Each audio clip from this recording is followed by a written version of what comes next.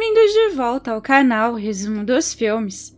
Hoje eu vou contar a história do filme de drama polonês de 2013, chamado Quero Viver.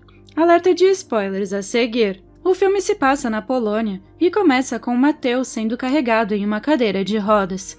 Mateusz é um jovem adulto que sofre de paralisia cerebral, o que o impede de falar ou se movimentar livremente. Ele está diante do que parece ser um júri, e em seguida o filme volta para o passado, em 1987. Vemos Mateusz ainda criança sendo testado por uma médica, que está tentando ver se a paralisia dele também afeta a sua inteligência. Então a médica coloca alguns quebra-cabeças na frente do garoto. Infelizmente, Mateusz não consegue terminar a tarefa, e a médica conclui que o garoto tem deficiência mental e está em um estado vegetativo. Em seguida, vemos a mãe ajudando Mateusz a aprender a andar, e também descobrimos que Mateusz tem um irmão da sua idade e uma irmã mais velha. A mãe coloca o filho no chão e ele se arrasta de costas por toda a casa. O pai chega em casa e sorri ao ver o filho. Ele brinca com ele por um tempo, e Mateusz recebe a visita de um terapeuta que aconselha os pais a desistirem da criança. Ele acredita que Mateusz não conseguirá se recuperar. Em seguida, seu pai dá a Mateusz uma lição de masculinidade, explicando ao filho que quando um homem está farto, ele deve socar o punho com toda a força na mesa para expressar a sua raiva. O pai gentilmente agarra a mão de Mateusz e o ajuda a socá-la na mesa. Mateusz entende as instruções do pai e faz a sua melhor tentativa. Ele passa muito tempo observando os vizinhos pela janela e narra os atos dos vizinhos para os espectadores, o que nos faz entender que Mateusz não é deficiente mental e pode compreender totalmente o que está acontecendo ao seu redor. Um dia, o pai traz para casa uma caixa com diversos produtos, e no fundo dela há um coco. A família se reúne à mesa para ver o pai abrir a fruta, e Mateusz observa atentamente o pai usando diversas ferramentas para abri-la.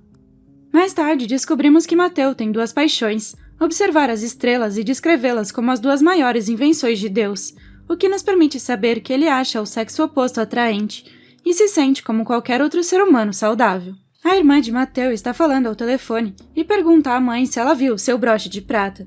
Mateusz se lembra de tê-lo visto embaixo do sofá e rasteja até lá para recuperar o objeto, o que teria feito com que a família soubesse que Mateusz não é deficiente mental e entende as necessidades da irmã. Infelizmente, antes de chegar ao broche, a mãe o agarra. Mateusz se agita e geme, tentando explicar o que está tentando fazer, mas mais uma vez é tudo em vão. Em 1989, Mateusz e seu pai estão observando as estrelas, os planetas e as constelações. Depois o pai começa a construir uma cadeira de rodas para o filho. Mateusz observa o pai trabalhando nela e tomando uma cerveja com seu amigo, que é um policial. Finalmente a cadeira de rodas está pronta e a família está muito feliz. Eles brincam com o filho e o levam para passear pela casa. Mais tarde a família está assistindo TV. O noticiário diz que haverá a primeira eleição democrática no país desde a Segunda Guerra Mundial. Então o pai vai à cidade para comemorar. À meia-noite, Mateusz imagina seu pai assistindo aos fogos de artifício iluminando a noite, mas de repente o pai desaparece. Infelizmente, o pai nunca mais voltou. Ele faleceu por motivos desconhecidos, e agora a mãe tem que cuidar da família sozinha. A cena muda para 1998 e vemos Mateusz adulto. Um dia ele está descansando no parque e conhece uma nova vizinha da sua idade. Embora Mateusz não consiga expressar seus pensamentos, a menina o acha muito divertido e eles acabam se tornando amigos. Um dia, Mateusz observa como o padrasto da sua amiga bate nela e na sua mãe. Mateusz fica fora de si de raiva, mas não consegue confrontar o homem. O padrasto zomba da deficiência de Mateusz e o garoto começa a gemer de raiva. O policial vê a situação e pede a identidade do homem, mas ele se recusa a obedecer e o policial acaba o prendendo. Infelizmente, a amiga de Mateusz precisa deixar a cidade antes que o homem volte da prisão e se vingue. Eles se encontram pela última vez pela porta do apartamento e mal conseguem tocar os dedos. No ano 2000, a irmã de Mateusz tem um namorado e o seu irmão é fuzileiro naval. A família se reúne à mesa de jantar e discute quem cuidará de Mateusz agora, já que todos os irmãos estarão ocupados com as suas vidas. A irmã está preocupada porque a mãe está envelhecendo.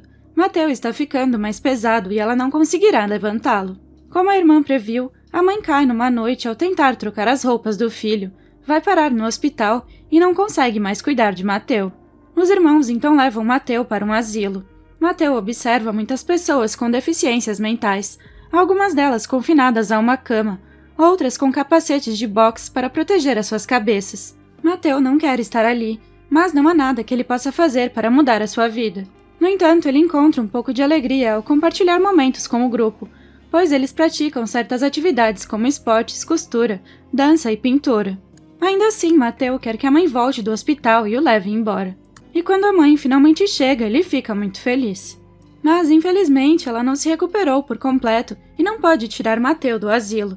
Mas promete que irá visitá-lo na segunda-feira seguinte. Mateu sofre muito por causa disso e também por outros motivos, como, por exemplo, ele tem dificuldade para comer porque as enfermeiras não o colocam na posição adequada. Um dia, Mateu tenta dizer à enfermeira que precisa estar em uma posição melhor para comer. Então ele morde os lábios e sangra, mas infelizmente ninguém entende a sua mensagem.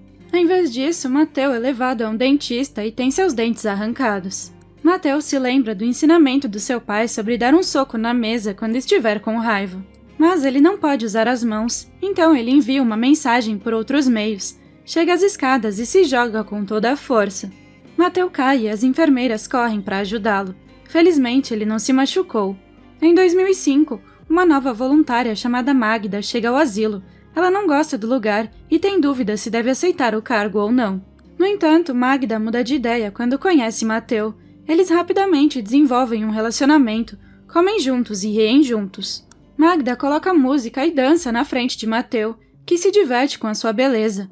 Mas um dos terapeutas aparece e interrompe a alegria deles, explicando a Magda que o que ela está fazendo é inútil, pois Mateu está em um estado vegetativo. Magda, no entanto, afirma que ele não está, pois consegue ver nos olhos de Mateu que ele entende o que está acontecendo ao seu redor, apesar de não transmitir os seus pensamentos por meio de palavras. Um dia, uma enfermeira leva uma revista para adultos a Mateu. Ele não consegue tirar os olhos das fotos. Então, Magda entra no quarto e descobre que Mateu está olhando para a revista. O vínculo de Mateu e Magda continua a se fortalecer, e eles começam a passar um tempo fora da clínica também. O aniversário de 25 anos de Mateu finalmente chega, e a sua mãe prepara um bolo para a ocasião. Magda encontra a mãe de Mateu, que explica à garota que hoje é o aniversário dele. Ela se desculpa por não ter trazido um presente, mas tem uma ideia. À noite, Magda entra sorrateiramente no quarto de Mateu, pega uma revista adulta e mostra as fotos para ele. Magda chega a um restaurante e se senta em uma mesa cheia de pessoas, pois também é o aniversário do seu pai. Então ela apresenta Mateu ao seu pai e diz aos demais convidados que ele é o seu namorado. Todos parecem estar desconfortáveis com a situação, e o pai tenta esconder as suas emoções no início, mas acaba discutindo com Magda. Ele não gosta da condição de Mateu e do fato de ele estar namorando a sua filha. Então Magda fica furiosa e deixa a reunião.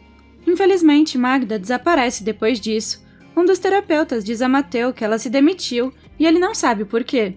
Ele parece estar muito triste e quando a mãe o visita, ele começa a chorar, pois não consegue mais reprimir as suas emoções.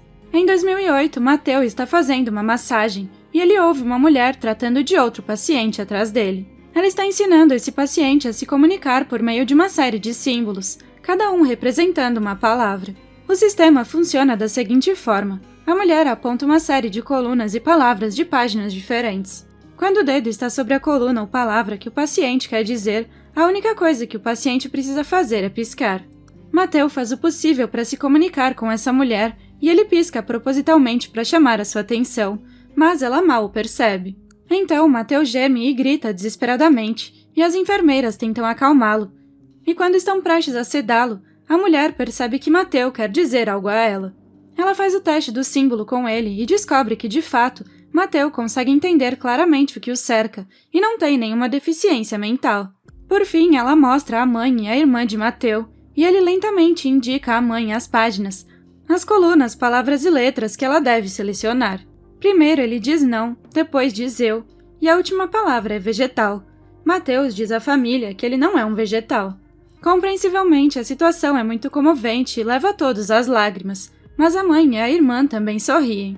26 anos depois, eles finalmente conseguem se comunicar com Mateu, então o transferem para um quarto individual, trazem móveis, uma escrivaninha e uma cama nova, e também substituem a sua cadeira de rodas por uma nova. Um dia, Mateu faz uma visita à sua antiga casa e diz que todos os objetos parecem iguais, mas ao mesmo tempo tudo parece diferente. Ele reflete sobre esse fato, concluindo que a casa nunca mudou como ele mudou. Também podemos notar que Mateus chegou à capa de um jornal, graças à repórter que publicou a sua história. Naquela noite, Mateus se reúne com seu irmão, irmã, mãe, sobrinho e sobrinha. Ele tira um momento para apreciar as estrelas com seu sobrinho, depois retorna ao asilo e a sua mãe vem fazer uma visita, mas as enfermeiras e os terapeutas a chamam para conversar. Eles lhe dizem que Mateus tem a chance de se mudar para um lugar diferente. O asilo onde ele vive é destinado a pessoas com deficiência intelectual, mas naturalmente, como Mateus não é deficiente mental, ele não precisa ficar lá. Ele será entrevistado pelas autoridades de outro hospital. E enquanto isso, o terapeuta e Mateus olham as fotos das instalações no computador. É um lugar lindo, com árvores e um lago. Finalmente chega o dia da entrevista e voltamos ao início do filme. O terapeuta mostra a Mateus o livro com os símbolos e pede que ele diga alguma coisa, mas parece que Mateus não está com vontade de se comunicar. Então um dos diretores sugere que Mateus diga que dia é hoje. Infelizmente, Mateus parece perdido e não consegue apontar uma única palavra. E parece que ele está fazendo isso de propósito. Então, os médicos dizem que a entrevista terminou e Mateus e seu terapeuta saem. No entanto, ele ouve um dos mestres dizer que Mateus é um idiota. Então ele sai da cadeira e escorrega para o chão, onde se arrasta em direção à escrivaninha, lenta, mas firmemente, fazendo o possível para se levantar e, embora tenha levado muito tempo, consegue seu objetivo. Ele fica de pé por alguns segundos e depois cai sobre a escrivaninha. Mateus olha para a diretora com raiva, mas o terapeuta dela o controla e o leva embora. Mateus retorna ao asilo e todos os pacientes parecem estar felizes com a sua presença. Ele cumprimenta a todos, aperta algumas mãos e sorri de volta.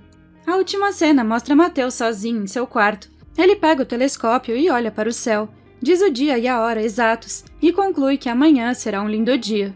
No final aparece um aviso na tela, explicando que Mateus não se mudou desde então e que ainda vive no Centro para Deficientes Intelectuais. Obrigada por assistir, não se esqueça de se inscrever e deixar o seu like.